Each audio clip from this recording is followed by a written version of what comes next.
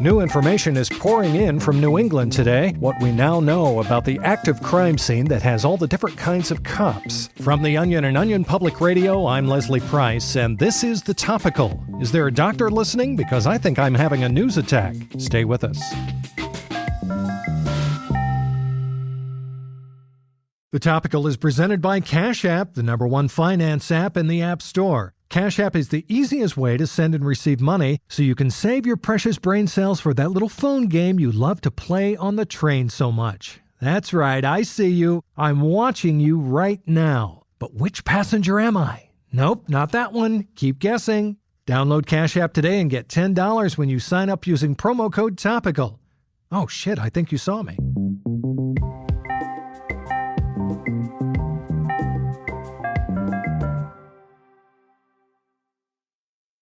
An ongoing crime scene in the city of Portland, Maine has been garnering considerable attention today. Witnesses at the scene were initially unsure about the severity of the crime that may have taken place, but now things are appearing to have taken a turn for the worse. We're joined now by OPR crime reporter Remy Berglund, who was there earlier this morning. So tell us, Remy, what exactly is going on? Well, Leslie, there is indeed an active crime scene here in Portland, but this isn't just any type of crime scene. This crime scene has all the different types of cops. Really? Yes, there are regular cops, plainclothes cops, cops in lab coats collecting evidence, even a few cops wearing bulletproof vests. You name it, we saw it. Sounds pretty serious. It does. I spoke to some witnesses at the scene, and they were really taken aback by the diversity of law enforcement officers. Oh man, there's a traffic cop telling people where to go, and look over there. There's a cop wearing a suit talking to the press, and whoa, oh man, a cop on a motorcycle just pulled up. So do you know what type of crime happened here? No, but it must have been pretty bad, since there's all these cops. I saw some cops with dogs. Maybe it was a drug thing? Oh shit, or a bomb thing. Oh, and what about the cops with the big red truck? I think those were firefighters.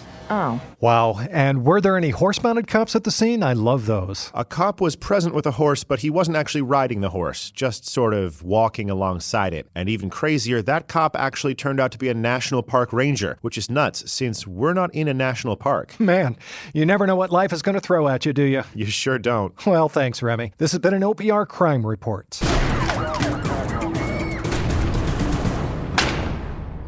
A new report on teen sex trends was released yesterday out of the University of Nebraska, Omaha. It found that American teenagers are having less sex than previous generations, but when they do, oh boy, buckle the fuck up. I'm here with OPR reporter Loretta Cook, who's been following this story. Hey, Leslie. So, Loretta, what do these findings mean? Simply put, there's been a 20% drop in the number of high schoolers who say they are sexually active when compared to Gen X and millennial teens. But when today's teens do get between the sheets, hold on for dear life. Because it's all out balls to the fucking wall. God damn. God damn indeed. Because according to this new data, while teenagers today are less likely to have sex in the first place, they are a whopping 800% kinkier when they do, and 40 times more likely to be into some shit that you better strap in for. And how nasty are we talking? You can't even imagine, according to the report. I spoke to the lead researcher, Dr. Jennifer Chang, and she said that those sexually active teens have intercourse on average once a month. The intercourse they are having, if you can even call it that, more than makes up for it. The results were pretty unexpected. It turns out teens just aren't nearly as sexually active now as they were even 10 years ago.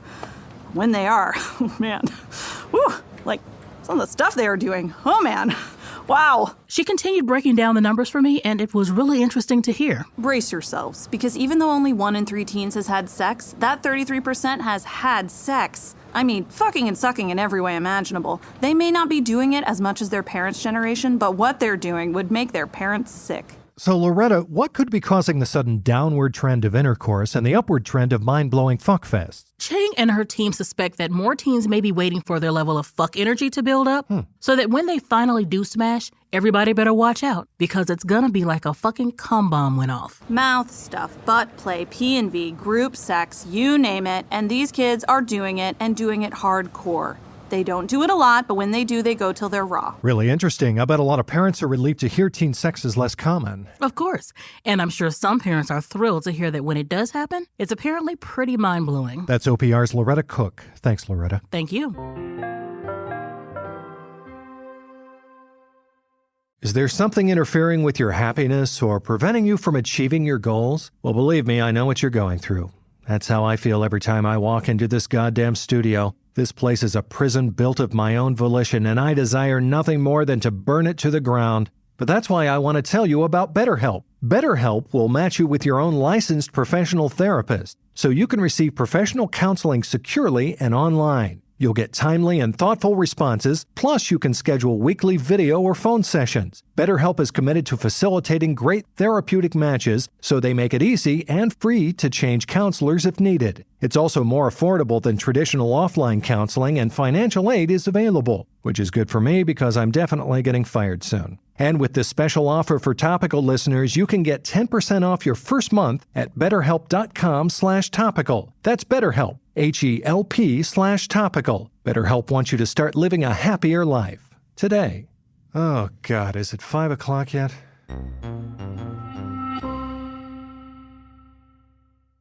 So that's all the news that's happened in the past 24 hours. Did any attentive listeners notice anything wrong with that last sentence? That's right, that wasn't all the news that happened in the past 24 hours. Not by a long shot. Nice catch. Here's what else you need to know today. Paleontologists have unearthed new evidence suggesting that dinosaurs may have been CGI'd far earlier than previously known. Fisher-Price has recalled a line of dangerous 30-foot-tall high chairs. Fisher-Price says owners will have the choice of claiming a monetary refund for the product or can ask to be sent a set of safety nets free of charge. And in celebration of St. Patrick's Day, Ancestry.com has announced it will be mixing every user's DNA with 5% Irish blood. And if that doesn't make you lucky, I don't know what will. And that's the Topical for today. I'm Leslie Price.